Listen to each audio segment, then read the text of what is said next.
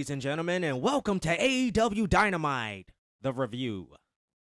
This is the Wrestling Bubble, and we start the show off with a promo segment with Will Osprey and Hangman Adam Page, and they're going to talk about their match coming up at Double or Nothing for the men's final. Owen Hart Cup. So, what do you think about the promo? I don't like Will. I don't know. I really don't like Hangman on the mic. You mean you don't like when he talks like this? I feel like I was watching a play going on. When he goes out and then he comes back and then he wants his son to look at him a certain way. He wants him to look up at him. He wants to earn his respect. Yeah. He needs the AEW World Championship. I'm sorry. I wasn't feeling this promo from both people. I mean, I don't know. It's like, to me, it was too long. It was like, feel like I was watching it for 30 minutes about a bunch of nothing. And it's like, okay, I get it. Y'all both want to be, AEW World Champion. But at the same time, it's like, Will Osprey wins everything. You got two different perspectives in this match. Right. Two different approaches to winning this tournament to go on to face Moxley. Hangman, he needs it to feel like a man. He needs it to feel accomplished. He needs it because his wife is not looking at him the same way. Right. So he needs it for respect, right? Will Osprey needs it because, by God, somebody's got to take it off of Jon Moxley. And he feels like he knows he's the man for the job. He said it himself. He's the best wrestler in this entire industry. Okay? Negative. Bruv. I don't care what no one says. To me, he's overrated. But I'll tell you what, the first part of his promo, it was decent. Before Hangman started talking, God. Will Osprey actually sounded pretty good. Yeah. He sounded pretty good. He sounded like, okay, he means business. Like, he's going to go into Double or Nothing and whoop that trick. Yeah, because he wants to, accomplish getting taking the belt off of Moxley and then bringing it home for, Wembley Stadium that's coming up soon. And it's like, great. Which means he might be the one to take it off Moxley. I know people have been talking about Darby Allin, but at this point, can we really see Darby Allin as a champion? What we can see is Darby get tossed around the ring every type of way, land on his head, break his back, etc. You know, what Darby normally does. I don't see him climbing Mount Everest, all of a sudden becoming a Super Saiyan or something, and beating Jon Moxley. I don't see it happening. It's not believable. Moxley just beat Samoa Joe. Exactly. Are we supposed to believe that Darby Allin could beat Moxley? And on top of that, Darby hasn't wrestled in like months, right? Yeah, it feels like a whole year, actually. And he's just supposed to come up out of nowhere and beat Jon Moxley. I don't see it happening, but that's probably what they'll do because Tony Khan loves the small guys. So it is what it is. Really the big. Well, same. Nah, thing. He don't push no big guys. Big Bill should have already been like a world champ by now. Samoa Joe. He was champ. Yeah. For what? A hot minute? Probably 3 months. Powerhouse Hobbs. Never gonna happen. Should have happened. Yeah. But everybody knows how that goes with Tony Khan. So moving on. This was a very, very long segment. And honestly, Will Osprey could have said what he said at the beginning. Then you get Hangman saying what he said. And maybe they could have chugged their beers, and called it a day. Okay? But no. Will Osprey had to keep going. And it didn't help. It didn't make it any better. But just like this segment, we just gonna move on, forget about it. Okay? Yeah, so next up, we got Jon Moxley popping up on the screen, walking into the building with Marina Shafir. Jon Moxley's looking extra pissed off. He's splashing water everywhere, doing his thing. Comes into the arena, goes up the stairs. They pan over to the crowd. They show him standing there just brooding, getting ready to come down to the ring. And this is all to start this 6-man match. What they call it, an all-star match or whatever. Whatever they call it was boring. It's a trios match, ladies and gentlemen. That's all it is, okay? And it's completely unnecessary. And it goes on forever. What can we really say about this match besides every move in the book was performed in this match, and nothing seemed to matter until the final 2 minutes of the match, okay? The match didn't make no sense. I know there was a part when Swerve was in there for 15 minutes pretty much. Yeah. And then he finally tagging Samoa Joe. He probably got like 1 or 2 moves in and then re-tag back and Swerve. Swerve, didn't you just came out? It seemed like every time Swerve got out of the match, he was right back in the match. I don't okay? know if they were he got so much, like, they were doing so much damage to Swerve, but they would tag him right back in. I don't get it. The psychology was all over the place.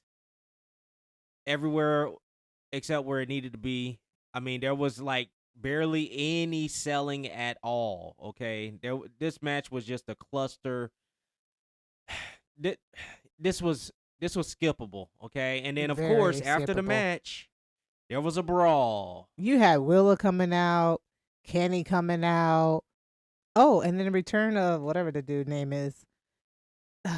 Didn't care. Not looking forward to the Anarchy. Still don't care. Swerve has lost all types of motivation to get the title. Because the time he gets the title, no one's not going to care. Because you put him in all these nothing matches, storyline, whatever you're trying to do. It's like, how long we're going to be seeing. It's like you have Jon Moxley with Swerve. Then you have Will Osprey and Adam trying to come from Jon Moxley. To me, it's sloppy. What they're doing right now is what they should have did at the very beginning of this whole Death Riders formation and storyline. This is what the Young Bucks should have been involved with from the very beginning when they did that tag team move on Tony Khan with I forget his name. He hasn't been around in forever. The Scapegoat. Oh, Jack Perry. Yeah, that guy. Is he gone? No idea. He's not on AEW TV, so he doesn't exist anymore. I don't know what he did backstage or whatever. Maybe it was whenever they re-aired the CM Punk video, and from there yes, it just like reignited he also took a fire picture in with Tony Drew Khan. McIntyre. Yeah. Mm-hmm. So yeah, Pettyville. any type of way you could piss off Tony Khan, Jack Perry succeeded. So yeah, we're just gonna move on from this Smosh Fest brawl. Nothing. I mean, for one, honestly, why would you have everybody that's going to be involved at this pay-per-view wrestle? Not just wrestle, but like, I mean, they did a lot of dangerous moves in this match. Like a lot of high spots, okay? A lot of room for error. So I just don't get it. Like, these are supposed to be like your stars, your money makers, etc., right? But like, you're going to put them in this type of match before the pay-per-view? I don't get it. I mean, it's not like it's proven to like draw so much extra views for the ratings or whatever. So it's like, why take the chance? You got so many other people that haven't been used in months in the back that could have filled some of this time. This match lasted for almost 30 minutes for nothing. Yeah, it was like pretty much almost the whole hour of AEW. In fact, after doing 1,000 moves, the match ends up finishing with a roll-up. Yeah, that's all you need to know right there. So, moving on. By the Swerve and then won. Does it matter? Does it matter? So, yeah, we got the Hurt Syndicate. Yeah, they start off backstage. That's what I was trying to remember. They start off backstage. You got the Hurt Syndicate minus MJF and Mark Sterling, and they have their attorney backstage with them. They're basically talking about, yeah, we're getting ready to come out here and induct MJF officially into the Hurt business, or Hurt Syndicate, excuse me. They'll always been the Hurt business to me. But yeah, MJF comes in, basically tells everybody, hey, how you guys doing? All right. As the Hurt Syndicate leaves, It's just him and the I forget her name, the interviewer. Doesn't matter. But Oh, yeah. basically, I don't care about that. No, interviewer. MJF just started cracking me Yeah, up because he's like, "You can leave," yeah, and she ain't then important. and then he shakes the other attorney's hand. Ask for hand sanitizer. Yeah, and MJF he's is a great character. I hate that he's still in AEW though. But hopefully, when his contract's up, he get the heck up out of there. You well, made I don't enough know money. if Triple Look, H is still booking over in oh, there's WWE. that. He might need to Well, I stay where he mean, at. hopefully he gets the choice to make his own storyline. Hopefully, but yeah, I get what you're saying. Triple H booking has been garbage. I don't care what no one said. He's to me is not the Booker of the year. That has went downhill. I am Team Rock all day, every day. But I would say I love this segment with the Hurt Syndicate and MJF. He finally put pen to paper. He is officially part of the Hurt Syndicate. But then his celebration was cut short with boring. Oh, I'm sorry, Dustin Rose and Sammy Guevara, because they have a number one contender against the Hurt Syndicate this Sunday. Yeah, they came out and said nothing. A Okay, whole bunch of this was nothing. definitely not one of Dusty Rhodes' best promos. This was terrible. This whole segment would have been perfect if they would have never came out. Yeah, so we're not even gonna go over whatever they were talking about. They basically said they were undefeated. They don't like Uh, MJF. yeah, they don't like MJF, and Same old, same old. Dustin's like, hurt me, you guys. You want to hurt somebody? Hurt me. And of course, MVP's like, be careful what you wish for Yeah, or ask for, whatever you want to say. yeah. So a whole nothing burger when they came out. Speaking of whole nothing burger, we have another match, just a little filler. Ricochet versus Anthony with Billy Gunn. The 5-tool player. This was just a squash match. I don't know what was the point of Anthony going single. He's just losing. The only person he beat was his ex partner. Yeah, Yeah, nothing match. and Ricochet that was a won. squash match. Yeah, Ricochet won just like that. 1, 2, 3, just like that. Yeah. Regardless, he cheated. Anthony is just gonna be the squash man. Yeah. So was the next segment? We had a where, segment with Renee. Yeah. Yes, this I actually love this segment.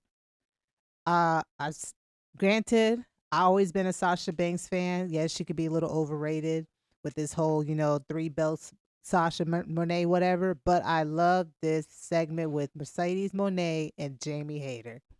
Hold on. Before we get started with this segment, can we take a little bit of time to appreciate the fact that women's wrestling in AEW has come a long way. Yep.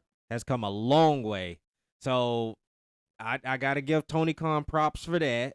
He features the women a little bit better. They could use another segment or two on the show and another match or two. They could even it out a little bit more because honestly, the women have been a little bit more interesting lately than the men have. Yeah, I agree. Not all the men. I mean, I still, the Hurt Syndicate, and there's a few others segment, like the stuff that they're involved in. It's still interesting. It still piques my interest at least. But the women have been killing it lately. Yeah, so we start this interview segment. Renee, she starts talking to Jamie Hayter first. Yeah, basically, Jamie Hayter has history being an AEW World Champion, and I don't know if she's been a TBS champion, but Mercedes Moné never won the AEW champion, but she is a TBS champion. And honestly, I love it. I love it. I love it. It was quick, it was short, but it added the drama that we need for Sunday. Actually, I'm looking forward to their match, Jamie Hayter versus Mercedes Moné, because you have, if anyone know, that Mercedes Moné lost her strong women belt to Azumi. So you have Jamie Hayter saying, "Oh, something looks a little different about you, Mercedes." And everyone know Mercedes, they lost her belt in New Japan against Azumi, and Mercedes did not like to comment how Jamie revisit how Mercedes has lost the belt and her time is up pretty much for AEW. Everything's about to crumble in her face. Yeah, so once that was said, Mercedes Moné pretty much hit her with an elbow, and as she's going for another attempt, Hayter catches her, and what she call it? Hater rate? What did she call it? Like some hater clothesline, something like that. But I mean, it was a nasty. It was a nasty, and it was devastating. Jamie always knocks people out with that move, so it looked beautiful. And I'm Team Hater. I'm hoping that Hayter goes on to beat Mercedes Moné and challenges Toni Storm for the AEW Women's World Title, a belt that she shouldn't have never lost in the first place. Well, I think she was injured while she lost Exactly. Yeah. That's what I'm saying, though. She only dropped it because she was injured. Mm-hmm. But we also have another match after that segment. We have Julia Hart versus Mina. This and was then Toni actually a Storm in very commentary. entertaining match. It was. Tony cracked me up because the talk was that Mina's music, people didn't like it and stuff. But yeah, you had Toni Storm just talking about the music, and we all know she was just talking about it because how people was like critiquing it last week. But other than that, I actually liked the match. I'm sorry. Sorry again. Mina and Julia Hart did a great job. It was very entertaining. Of course, after the match, you had Mina won, and Julia wasn't a really big fan of that, so she ended up attacking Amina behind. And you see Toni Storm slowly coming out of commentary, like hesitating until you see Sky Blue. And that was one of my things. I was wondering, is Sky Blue ever going to be, back with Julia Hart? But obviously, they're going to be a thing again. So I I like it, but towards the nutshell, you have Mina and Toni Storm also end up fighting each other. So it's going to be a really intense, interesting match on Sunday. So I'm looking forward to it. Yeah, I thought both women looked good in this match. I haven't seen Julia Hart wrestle on AEW Dynamite in a while, so it was nice to see Julia, her entrance and whatnot. I didn't like her ring gear. I kind of missed the old gear that she used to have. Yeah, I'm not a fan of the pants and whatnot. Mina, she always kills her entrance. Mina actually is really good in the ring. Yeah, that I was was a kind of crazy pin surprised that at she how did on Julia. yeah, I was Yeah. surprised at how good she is in the ring. Yeah, so she does some kind of crazy arm trap pin and it Like, there's no way getting out of that. yeah, she hit it she put it on her really quick too. So that was nice to see. She got some technical skills. But yeah, after the match, as you said, it turned into like a little brawl, whatever, and Toni Storm was protecting Mina, but all of a sudden they kind of went at it too. So Yeah, that was was kind of kinda funny. crazy. Yeah. So, what do we have next? We have, the end of the show, which to me was funny, but it was like not necessary at the same time. We had the Young Bucks did a quick little interview with Renee, and Renee basically see that the Young Bucks was out, and the Young Bucks talked a little trash talking about. I thought Samoa Joe said his crew is gonna attack us before the end of the show. As soon as he said that, he gets hit with a trash can. It reminded me of like the Boondocks whenever Thugnificent and this other rapper was like talking trash, and then a cheer what's his name, Riley or somebody, they say it's always like something crazy happen, like, and all of a sudden a cheer goes flying, Right, and it hits somebody, and it's like they start wilding, everybody start crashing out. That's basically what happened. They fought from backstage to all of a sudden end up in the ring. The thing is, what threw me off is like, one, they could have just made it a quick brawl, but of course they want to make it almost 20, 30 minutes. So it's like, it's, to me as a fan, I'm not really. That's what makes me don't care for the Anarchy on Sunday, because it's like we already see it. Arena. Exactly. Yeah. And then all of a sudden they playing Kenny Omega song during while they was fighting. Hey, they had to play something, to sell us on Anarchy in Arena. I'm like, we basically we had to see everything that we're gonna see. Can you leave a little something to the imagination? Can you let me look forward to right, something? like a little teaser. I don't need a 10, 15, 20-minute brawl of everyone being on the table, attacking and stuff like that. Because it's like, what are we doing? Now I don't really care for the match anymore. You pretty much just got it. Exactly. Just tell me who wins. That's all I need to know. But we know it's an AEW pay-per-view, so they're gonna go even crazier at the pay-per-view. I mean, there's gonna be tables. There's probably gonna be somebody's probably gonna get set on fire. Somebody's gonna probably go through some glass. Yeah, because John Moxley's involved, so there's that's gonna be ladders. Happen. There's gonna be. I mean, it's gonna be chaos. I can see what somebody they did coming on back. TV was not gonna be exactly what they're gonna do on the pay-per-view. They're gonna go crazy. Yeah, because the pay-per-view is about 6 hours. So. But I do like all the people involved in the match. Mm-hmm. In the past we've gotten like kind of half decent people involved in these matches, and then like there's a couple fillers or whatever, but like pretty much everybody in this match is about to go wild. And I like the fact that Marina Shafir and Willow are also in the match. So like that's a little something different that we got this time.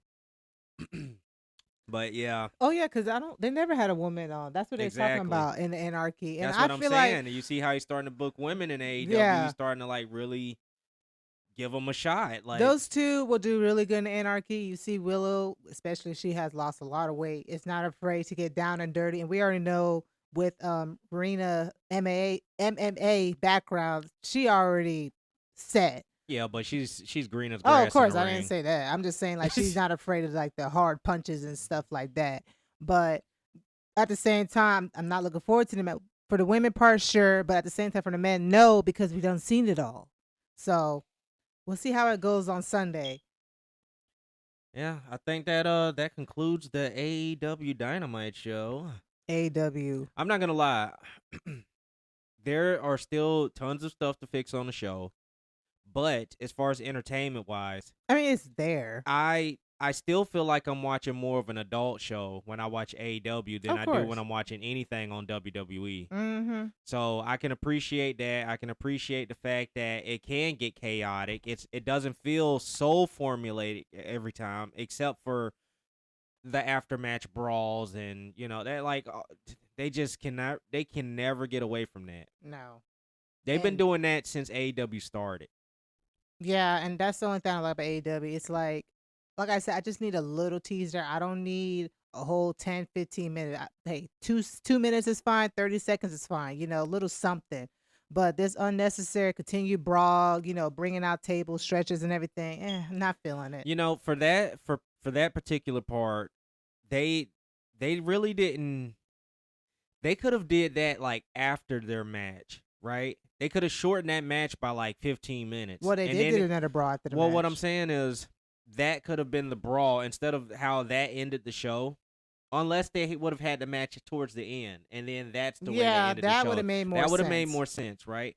And I get that they had to do the angle like where they attacked them backstage and started out. But honestly, that's how the match could have started. And that would have been perfectly fine. You could have started the match like that. I guess we're just gonna let this thing go, and then they start the match. The match is like maybe a 5 to 10 minute match because they can't really contain themselves. You know what I say mean? 5, yeah. And then boom, the ref just throws it out, and he's like, "I'm done with this." Right. And they just go at it, and it's just chaos. It's anarchy in the arena, right? A preview, and we fade to black. We don't wait until people are finished fighting. We go off the air with people fighting and throwing each other in the barricades, etc. Yeah. You know what I mean? Fade to black like that. We'll see you next week. No, instead they had it for another 10, 15 minutes. Exactly. Like you're doing too much. And instead of that long 30-minute match they had earlier, they could have fit another women's match in there. They really could have fit like 2 more matches, quick matches, like 5 to 8 minute matches, and then they could have gave you more backstage segments or interviews or something. There's a way of fitting more on this show instead of like stretch it like okay, listen. As much as I like a banger of a match, sometimes a 8-minute match can be a great match. But when you give me 20 minutes of a match and I've seen like 100 moves already into it, and then they're still moving around like they did, like, you know what I mean? Like they're fresh as a daisy. And you can tell you're the crowd taking me is out of the over match. it too. Yeah, you're just wearing out the crowd. Like, Yeah, how long can very. you watch the same match and they're still not a winner? Like, that's crazy. You gotta remember, like he has to remember, like the viewers are still low. You are in a smaller arena now because people are not buying tickets like that.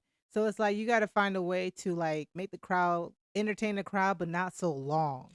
Most of the majority of the matches on your weekly show should be like samples.